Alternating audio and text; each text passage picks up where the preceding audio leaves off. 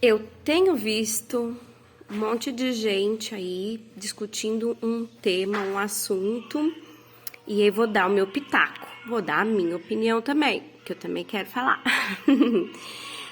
Eu sou Michele, sou mãe de 2 pessoas com autismo em níveis diferentes de suporte, em fases diferentes de vida, e eu vou falar o meu ponto de vista, levando em consideração as minhas experiências com meus filhos com relação à inclusão escolar na escola pública e também na escola particular, que eles já estudaram antes, né, escola particular, e hoje estão na escola pública. Então, assim, falar de inclusão escolar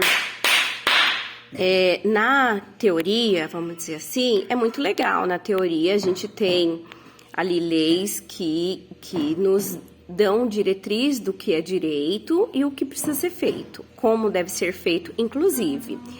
Existe a lei brasileira de inclusão e existe a lei Berenice Piana, né, que trata, assim, sobre o autismo, e existe, assim, de legislação a gente tem bastante. Agora a questão é a prática.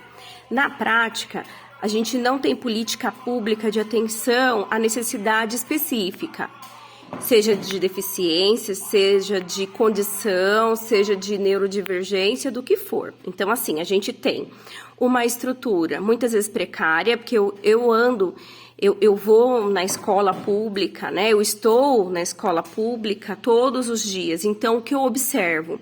Eu observo que existe professor com muito boa vontade em buscar, em aprender, em ensinar, em se capacitar.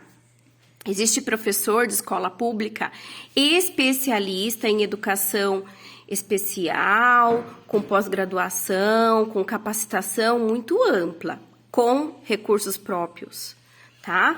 Mas isso eu tô falando de exceções. O que eu me deparei em escola pública, me deparo com a maior parte dos professores que não tem formação, não tem capacitação, não tem treinamento, não tem preparo para o dia a dia, com o número grande, né, que tem de alunos na escola pública, na sala de aula. E aí parte de um princípio de política pública para pensar a respeito disso. Então, assim, parte do começo que a educação no Brasil, ela segue um modelo de educação antigo, que ele não é atual, ele não condiz com a vida, o dia a dia de hoje, as pessoas de hoje. Usar um sistema que foi pensado na década de 60, de 70, e colocar crianças, pessoas sentados durante 4, 5 horas e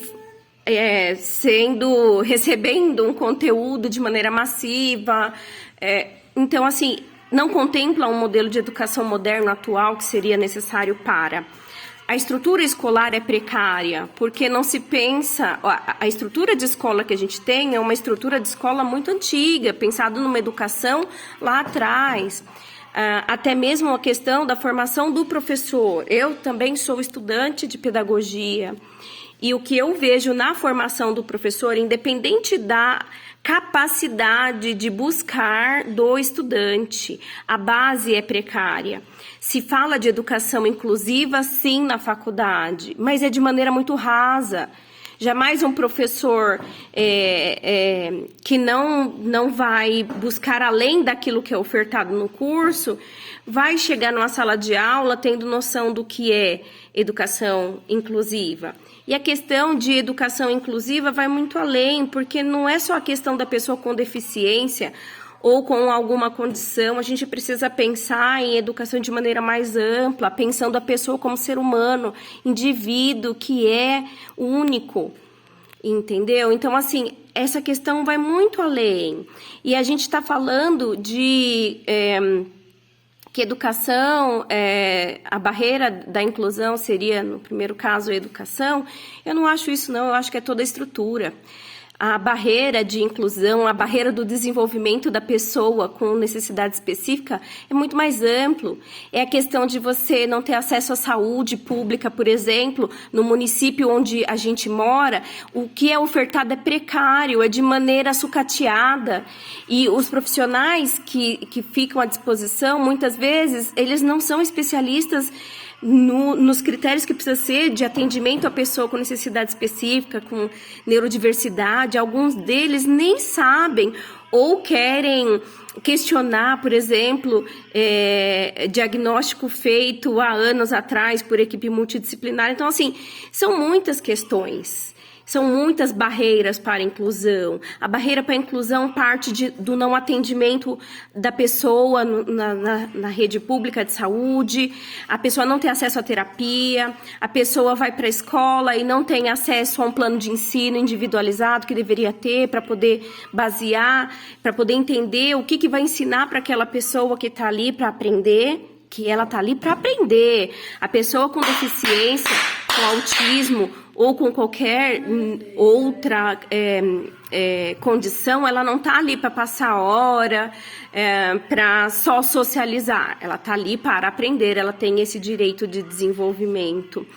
Então, assim, a gente precisa de uma coisa mais ampla, a gente precisa de que as famílias entendam os seus direitos e briguem e lutem por eles. Infelizmente, a gente tem que lutar pelo que já está na lei, que não era para a gente estar tendo que discutir isso, brigar por isso. Então, parte, assim, de uma coisa mais ampla. Então, assim, é preciso rever o modelo de educação, porque é uma educação que não favorece. É preciso rever a formação do professor. É preciso rever o atendimento às necessidades específicas de cada pessoa. E isso é rever barreiras, porque a maior barreira para a inclusão hoje é a barreira atitudinal. Quando alguém vira para mim, por exemplo, eu ouço muitas vezes pessoas do meio, inclusive, falando: ai, tá tendo uma chuva de autista. Gente, pelo amor de Deus, vamos sair da sombra da ignorância. Olha só, não tá tendo uma chuva de pessoas com autismo. A diferença é que antes as crianças, os autistas, crianças, eles não iam para a escola, eles ficavam dentro de casa. Mas pessoas como eu, como muitas outras mães que fazem parte do nosso meio, elas não vão deixar os seus filhos em casa, porque elas sabem que é direito deles de estudar, é direito deles de irem, de virem, de passearem, de ter acesso ao lazer. Então a gente luta por isso, por igualdade. E assim, inclusão escolar beneficia não só a pessoa que está sendo incluída, que eu odeio essa questão de parece um favor. Não é um favor, é um direito. Se tivéssemos acesso, se as pessoas tivessem acesso à educação, desde pequeno, desde sempre, desde criança, se o seu filho, que talvez não tenha deficiência, convivesse com outra criança com deficiência, talvez eu não teria que explicar para um adulto o que é uma deficiência. O porquê que a minha criança bate palma, ri e grita na hora que as pessoas acham que devia estar quieto, prestando atenção. Então, assim, vai muito além a discussão. É política pública, é atendimento, é atenção, empatia também.